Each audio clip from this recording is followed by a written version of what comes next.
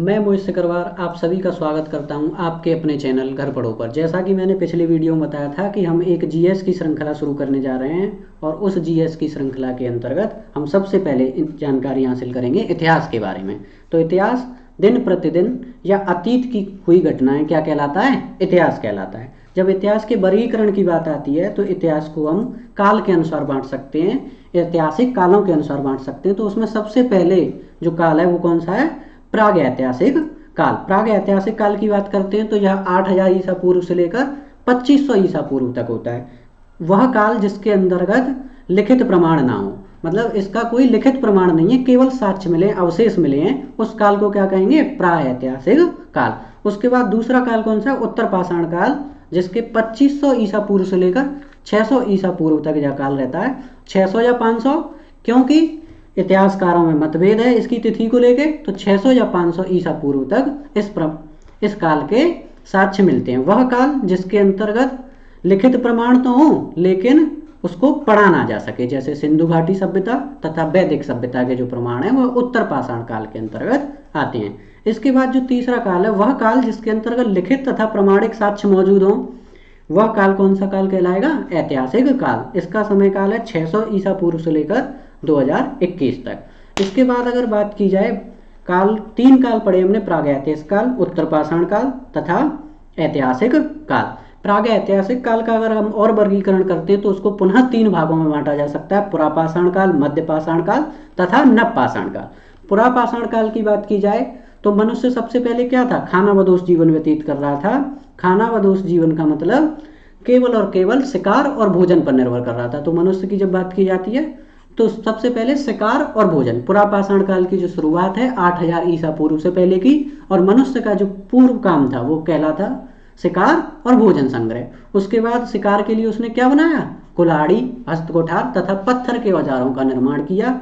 यह पुरापाषाण काल के जो साक्ष्य हैं वो सिंधु की सहायक नदी सोन नदी पर साक्ष्य मिलते हैं। इसके बाद अगर बात की जाए आधुनिक मानव की, जो होमोसेपियंस, आधुनिक मानव को क्या कहते हैं? होमोसेपियंस।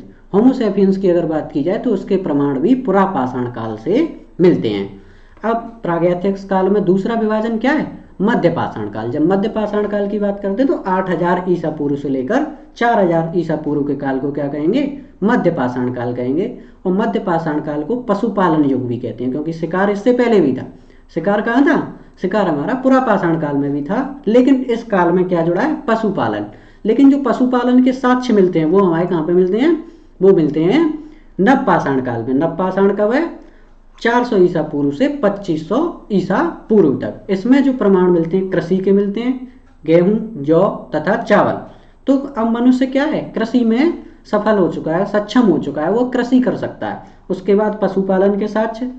पहिए की जो महत्वपूर्ण खोज है, पहिए की जो महत्वपूर्ण खोज है वो किस काल में होती है? नवपाषाण काल में। यहाँ से दो क्वेश्चन बहुत महत्वपूर्ण है। पुरापाषाण काल में आग की खोज होती है, तो पहिए की खोज नवपाषाण काल में होती है। उसके बाद यहाँ पे धातुओं की भी खोज हो चुकी है। जो नवपाषाण काल है, नवपाषाण काल में धातु की खोज हो चुकी है। प्रथम धातु कौन सी है? तावा। तावे का उपयोग किया है मनुष्य ने सबसे पहले कुल्हाड़ी और बर्तन बनाने के काल में। अब इसके बाद हमने इतिहास को कितने कालों में बांटा था? प्रागैतिहासिक काल, उत्तर पाषाण काल। तो अब बात करेंगे उत्तर पाषाण काल की। जब उत्तर पाषाण काल की बात आती है तो इसको पुनः दो भागों में बांटते हैं: सिंधु घाटी सभ्यता तथा वैदिक सभ्यता। सिंधु घाटी सभ्यता में 2500 ईसा पूर्व से लेकर 1500 ईसा पूर्व के काल को क्या कहेंगे? सिंधु घाटी सभ्यता का काल कहते हैं। सिंधु घाटी सभ्यता के बाद जो काल आता है वो काल होता है वैदिक सभ्यता। अब वैदिक सभ्यता को अगर पुनः वर्गीकृत किया जाए, वैदिक सभ्यता की बात की जाए तो वैदिक सभ्यता को हम कितने भागों में बांट सकते हैं? दो भागों में बांट सकते हैं: ऋग्वैदिक काल तथा उत्तर वैदिक काल। ऋग्वैदिक काल और उत्तर वैदिक काल दो भागों में हम पुनः बांट सकते हैं। अब प्रागैतिहासिक काल, उत्तर पाषाण काल तथा ऐतिहासिक काल। ऐतिहासिक काल जिसमें लिखित प्रमाण तथा साक्ष्य मौजूद हों।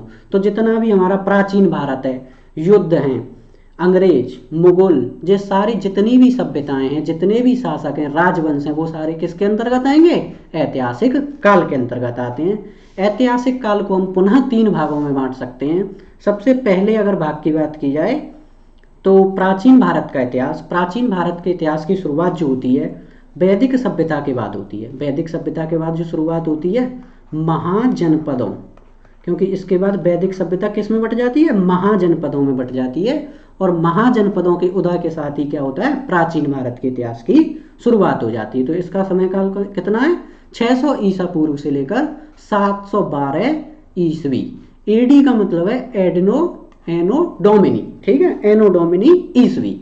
उसके बाद इतिहास को बांटा जाए, ऐतिहासिक काल के दूसरे भाग की बात की जाए तो मध्यकालीन भारत का इतिहास 712 ईस्वी से 1707 ईस्वी तक के इतिहास को मध्यकालीन भारत के अंतर्गत पढ़ा जाएगा। उसके बाद जो लास्ट है, अंतिम है, वो है आधुनिक भारत का इतिहास 1707 से 2021।